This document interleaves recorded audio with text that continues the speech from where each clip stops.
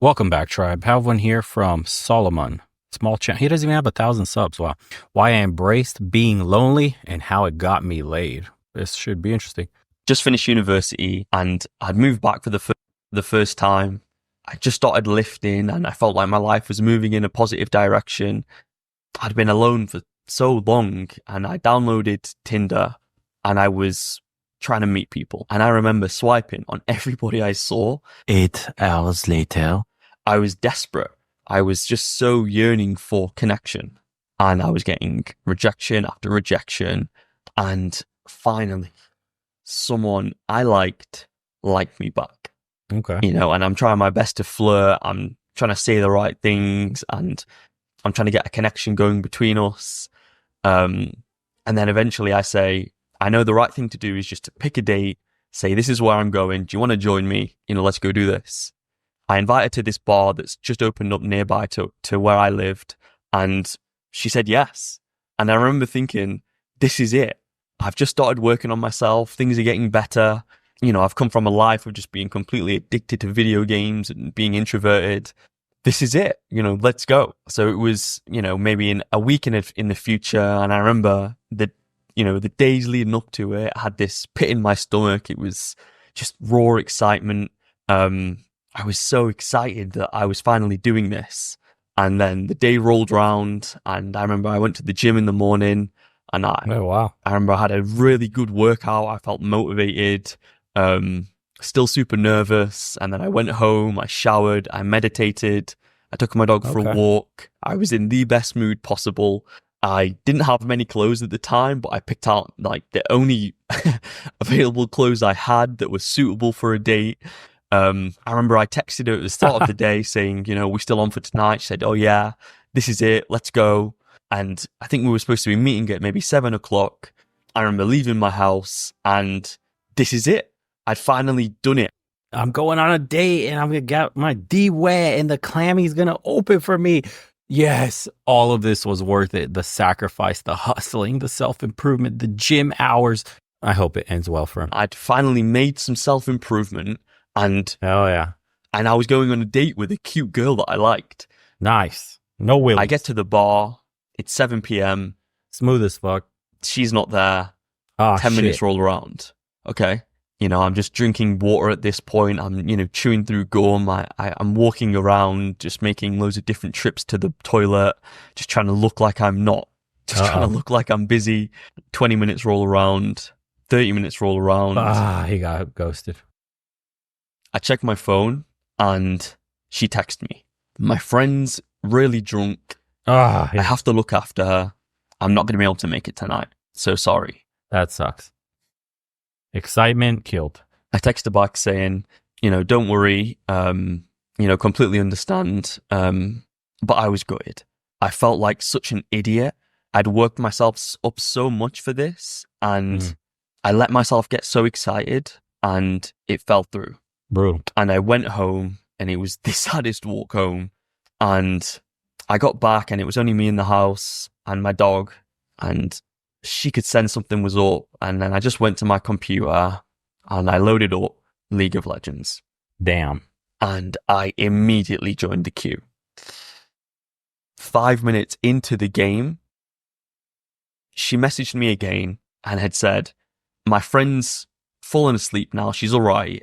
Are you still on for tonight? Do you want to come round? I've got a bottle of vodka. We can share it. Let's go. Straight invite. We're getting some cheeks clapped tonight, boys. Had these happen too. Fuck yeah, we're back. The universe. Fuck League of Legends. I'm telling you, bro, I got to drop out. Ain't playing carrier support this game. I'm about to get my D wet later. Later, get the penalty. Later. The fucking room yelling at you and shit. Bro, don't fucking leave my ELO score. Eat a dick, bro. I'm getting late tonight. Peace. Handed me a second opportunity at this girl who I was attracted to. Fuck yeah. I prefer Dota over League, but neither here nor there. You're probably thinking right now, of course I went. Duh. I said, no. Let's fucking go. I said, I'm busy. Nah, bruh. The pride. And I played League of Legends. Oh, the pride. My man's fell flat on his face because he had too much pride. He got stood up for 30 minutes, until 5 a.m. and then I Yep. went to bed sad and lonely. Exactly. Yep. I remember feeling ashamed, just disappointed in the decision that I chose the next day after I'd woken up. Duh. And You had bedroom acrobatics waiting for you. She literally said, I got a bottle of vodka. She already was messed up, feeling tipsy and loose. You kind of did the right thing by not caring when she told you she's got to take care of her friend. Then you went and started playing video games. Fine, that's cool, bro. Outcome independence. It was somewhat working for you. Then she was like, okay, my girlie, she's falling asleep. Damn, this dude's not chasing me about setting up another date. He's not messaging me back. He must be talking to other girls. Is he talking to other girls? No, hold on one second. Let me message him. Let's come over. I got vodka. I'm about to bust a clam up wide open for him. And my man said, let me just play League instead because my feelings were hurt. Oh, I was so Okay. lonely. I yearned for connection. I yearned for intimacy and romance, and I had an opportunity, and I convinced myself out of it. I convinced myself out of it because I knew that no matter how bad life got, I could always block out the loneliness temporarily with gaming. I could distract myself, get completely into it, and just forget. It's something I've done since I was a little kid. yep. It wasn't that I didn't feel the loneliness. I felt lonely, but I would feel it for 5 minutes and then distract myself. Hmm. As soon as it got overwhelming, as to the point when I could feel myself about to cry and well up and get sad, I would block it. I would distract myself. I would do anything to stay away from that. It took me so long to learn the power of just sitting in that. I knew that some of the best art, some of my favorite music, some of the things which, the greatest things humanity's produced have come from negative emotions and loneliness and sadness and hurt. Yes. But I didn't know how to use mine. I wasn't using mine. I didn't know how it was beneficial. The negative emotions that I was feeling, they were a compass. They were directions. They were instructions of pointing me into a place of where to go. I felt the loneliness so deeply. And if you're watching this and you feel that as well, that's your mind's way. That's your body's way, your soul's way of telling you that you need connection. You need romance and intimacy and to be hugged and to be loved. And when you don't let yourself fully exist in that, and maybe you let it appear for a little bit and then you block it out, you're hindering the amount of fuel that you have to progress in life. I was stuck in that particular endeavor because I was playing with half of a fuel bar. I was living life and trying to drive, my life using an empty fuel tank or a half full fuel tank. Low mana. Because the Give him a negative potion. emotions were too painful for me to use. Man's had no mana left. No potions, nothing. He's done for. That's it. When you feel that loneliness, that's pointing you in the direction. If you numb that pain for whatever reasons you have, you're not going to take that risk. You're going to do exactly what I did when the second opportunity to actually meet this girl rolled around. And when life hands you enough opportunity, you'll convince yourself out of it. You'll say it's not worth it. You'll say it'll only fail anyway. You'll say I don't deserve it. You'll say nothing ever works. There's no point trying. Loser mentality. No. Or even worse, like me. We were talking, I have a video that just came out on the second channel, by the way. At the end of these, it's always pinned. There's 3 videos that come up.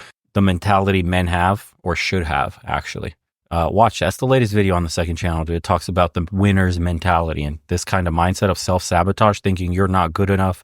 The low self-esteem, the image that you've built in your own mind, the purest form of who you are is a very negative approximation that you've made based on the experiences you've had in the real world. Whether somebody made fun of you, whether you got yelled at, whether you got rejected, something like that. You use those experiences to construct a false reality in your mind of who you actually are. You are not your experiences. Those were just experiences that you experienced, but they don't define you. They were things that happened to you. Unfortunately, most people live with those defining moments as, who they are, their identity. It's such a shitty way to live, dude, because everybody has ups and downs, good moments and bad moments. And if you live by, those definitions, you're always going to have a bad time because life is never going to be straight up, nothing but positive. You have to construct an identity that's independent of things happening to you, independent of experiences, your self-image, essentially. You have to retool that in your mind. Guys, this shit goes deep. It's in the book, the Psycho-Cybernetics. It's one of the greatest books I've ever read. It changed my life. It turned me from a broke, no future, having no idea what I wanted to do, ambition, sure, it was there, wishfulness of like, I need to be great. I'd like to be great. I'd like to be important one day, but no idea how to get there. Psycho-Cybernetics, one of the books that changed my life by Maxwell Maltz. I'm telling you guys, once you retool how you see yourself, everything changes. You'll say, I never wanted this anyway. You convince yourself that you don't need this thing because it's less painful to not have it if you don't need it. This is what I said to myself. And it's only after I started using negative emotion that I was able to actually keep taking risks, following that loneliness, that sadness that I have that was pointing me to go and do things. That was the motivation that it took. There's another story of a similar situation. After I started to kind of learn this principle, and it went so differently. I had just moved to a new city for work, and to get to work, I got the bus, and there was the same select few of us every single day that walked from the bus stop to the place that I worked, and amongst them was this really cute girl, and I made eye contact with her a few times, and I was way too nervous to say something. And then on one of the walks, I ended up just saying, you work at such and such place, don't you? And then obviously she turned around, sort of laughed and said, yeah, we're both walking there, but it started the conversation. And we got talking, and then we became like on speaking terms. I wasn't close with her, but when I would see her at the office, I'd smile at her. And then there was one time when we were supposed to be going home and the bus didn't show up, and she came over to me and she said hello and said, there's a pub that's not far down the road. It's about a 10-minute walk. We can go and wait there and we'll get a bus from there. It's the only way to get back. And I remember thinking, whoa, okay. And then she asked a few of the other people to go down. I remember as she was asking the other people, I was like, kind of hope this would just be us, but it's okay, let's go and just see what happens. So we walked down the road and we went to this pub. Come independent. We all got like one drink each. And I was definitely noticing that there was another guy that she was getting on with a lot better than she was getting on with me. And I was still trying to be confident. So I was still, trying to make jokes and get involved in the conversation. But perfect. I had this sneaking suspicion that she liked this other guy more than me. Irrelevant. And I remember we were on a pool table at one point and he had left. So it was just me and her. And I turned to her and try and crack some joke or say something. And she like sort of laughs and, she was nice. And then she just like left to go join the group again. And I was like, and then we head up and then we go get the bus, the local bus, and we're heading home. And on the bus, I can see them flirting again together. Okay. And it just dawns on me. This didn't work. You tried again and it didn't work. You tried your best and it wasn't enough. And I went home and I said goodbye to everyone and they were nice people. And I remember I walked straight home and I lay down on my bed and I just looked up at the ceiling and my eyes just started welling up. That's, I used to do this too at the very beginning. You're so invested in the hypothetical of what'll happen. You get too excited, too hung up on that potential. The easiest times for me to get laid, and we learned this, I don't know, like halfway through, constantly going out nonstop, was to have zero expectations. I mean, literally, like when guys get ready to go out, for people that don't know, at least it used to be like this, you'd go out in a group of 3, 4, 5 dudes. It'd be the weekend. You go out to the nightclub and everybody's looking to bring home a girl. And most of the time, not really. Or, about 50-50 here and there. You meet a chick and you start to, like, maybe 2 guys out of the group are successful. Or one guy was already meeting a chick he was talking to, so he's got it in the bag.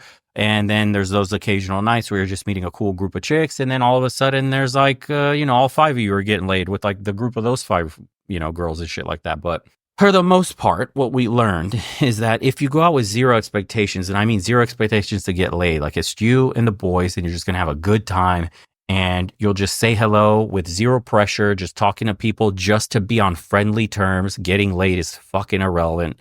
Don't think about it whatsoever. Don't pressure yourself in any way. Your conversation and your energy, everything is just smoother, more relaxed.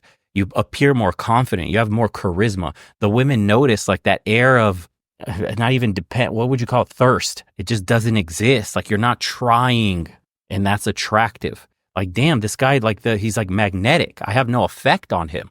I'm so drawn. Like he's not trying to get me at all. It's just like completely no ulterior motive. We're just having a conversation. It's fun as fuck. I'm not making it sexual in any way. We're already in a sexual environment, but I'm not doing that weird, creepy thing of trying to pull the direction in the conversation in that sexual direction. It's just super friendly, and it makes them so secure and trusting of you. And then that's when the sexual tension builds. And that's when you just get laid. The clam just like opens up for you. It's like open sesame. It's like saying the secret words. You gain entry by not wanting entry at all. It's so crazy. That's what you start to learn about the game. It's counterintuitive. Everything they told you, just do the exact opposite. Yeah. It's nutty to see. So he has to have a third story here. Yeah. He says, what changed? So this is how he got laid. Come on, let's see. I was so alone. I was so lonely. I was in a new city. I was by myself. I had no friends. I was alone. Okay. And the deepness of that really dawned on me. And I just lay there for like 20 minutes and I felt like I had no more emotion. I'm a very emotionally numb person. So for me, that was overwhelming. And then I made food, went to bed, and I woke up the next day and I remember feeling determined. Okay. After I had got that disappointment out the way, after I had paid attention just to how sad I was, how lonely I felt, I felt determined. Okay. I felt confident. I had this energy which hadn't existed before. Literally the next day. So I go to work again. I see her and I say hello and wave at her. I finish the day. I go to the gym, have a great session, go home, and I live near a Tesco. So I was in the Tesco and there was this cute cashier who I would, make eye contact with a few times, but okay. I'd never speak to her. I'm in a supermarket. Let's I'm a shy introvert. I'm never going to speak to this person. And then bold move, Cotton. I'm going around and getting my shopping, and Let's get it. And I remember seeing her. She was getting some shopping of her own. She must have just finished her shift, and she looked at me and smiled. And I looked and I smiled. Yes, sir. That was it. And I left the aisle and I walked to a random aisle for stuff that I didn't even need. I walked to the bread section and I definitely already had bread. Okay. Just to avoid her. God and damn, then bro. I remember walking to the self-checkout and I saw her again. Let's go. Round two. I saw her in one of the aisles as I was walking down and she looked at me again. God just giving him chances.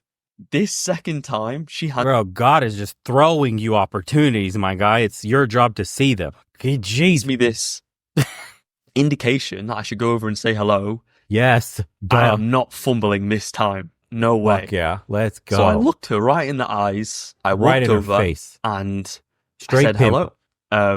I was like, you work here, don't you? She was dressed in a Tesco uniform and she'd serve me, but I was making conversation. I didn't know what to say. And she goes, yeah, and she's smiling. I ask her a name and, she's from the area because since I had just moved there for work. And I remember asking her, where the sponges and the dish soap were. And she goes, oh, don't worry, I'll show you. And then we walk over there and then she shows me where they are. And then I already have the sponges and dish soap in my basket. I had already found them. Okay. So I just put them back and I get the more expensive version just to act like I got some money. I needed something. Okay. And I'm talking to her and I just say, are you single? And then she looks, startled and she's smiling and I go, you're super cute. I had to ask. And she goes, Here yeah, we she's go. single. I go, we have to go on a date sometime. Bold. Give me a Good. number. Yeah. She was taken aback. I was taken aback. I was playing it cool, but this was so uncharacteristic for me. Give me that shit. You know, and she gave me her number. Fuck yeah. And I remember leaving that store. You don't even ask. Just take your phone and be like, put your number in there. I'm taking you out tonight. Ooh, they love that one. Fuck asking, bro.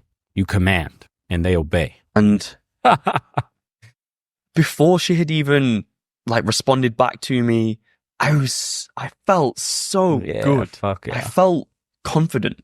I don't know I had ever felt confident before that moment.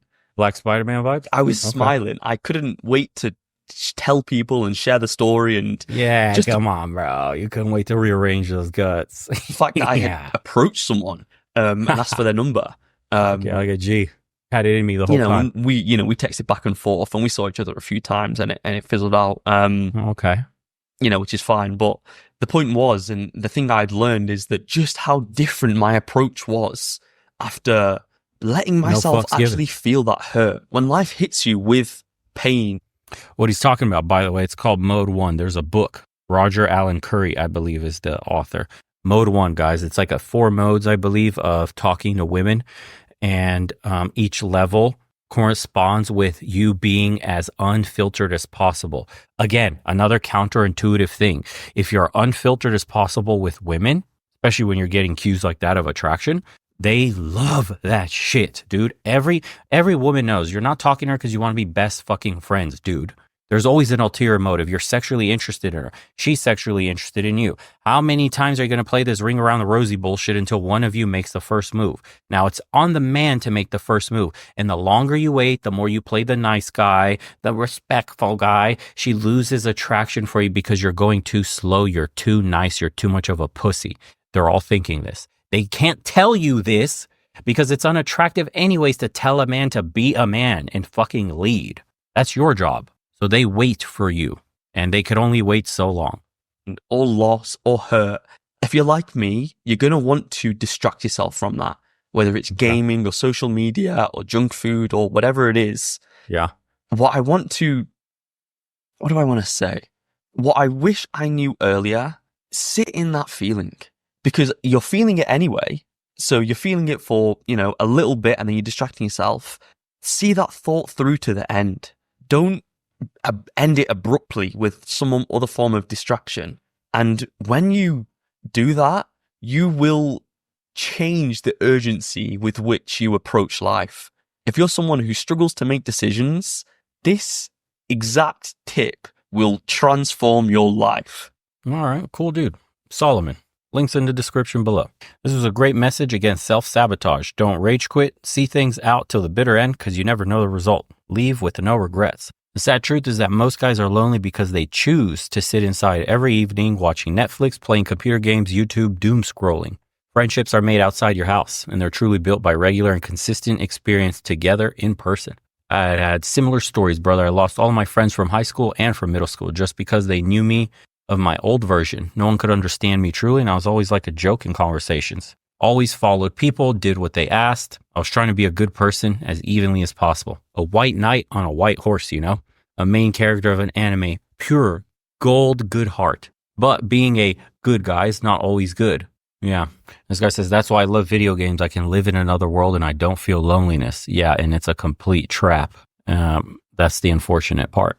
You're sacrificing way more on the back end than you will ever realize because once you hit the power button, you can't take that experience with you into the real world. But, I'm not going to harp on that shit. I gamed a bunch too. One day you'll wake up. Anyways, if you like this creator, follow him. I'll have the links in the description below. Push him over 1,000 subs. If you guys haven't already, check out the second channel. Look, I'll put it up here. Having been that guy that tried really Borefik, I've been putting more and more consistent videos up. If you guys haven't, please do take a look, man. They're actually pretty good. This one got 32,000 views already. And some got over 100 already. Or 200,000 already, just showing you either around Romania, doing things here in Eastern Europe so you could see that, or talking with the private community just like this in calls. If it floats your boat, join us. I'll put the links in the pinned comment for this video and probably just keep doing it for all the other videos moving forward. Anyways, we'd love to have you. Interesting conversations 5 times a week. Shout outs to everybody that's been buying shirts, mugs, and doing the private consults. It's been a blast speaking to you guys. Always interesting. And hopefully you find some value on the second channel, because that's what a lot of the people are saying as far as the cross pollination between people that watch Legion of Men and this second channel. They much prefer this is like the next in what we're all here for. So check it out. You might feel the same. Likewise, thank you guys for tuning in, man. Enjoy your turkey day and shortly the weekend to follow. Take care, everybody.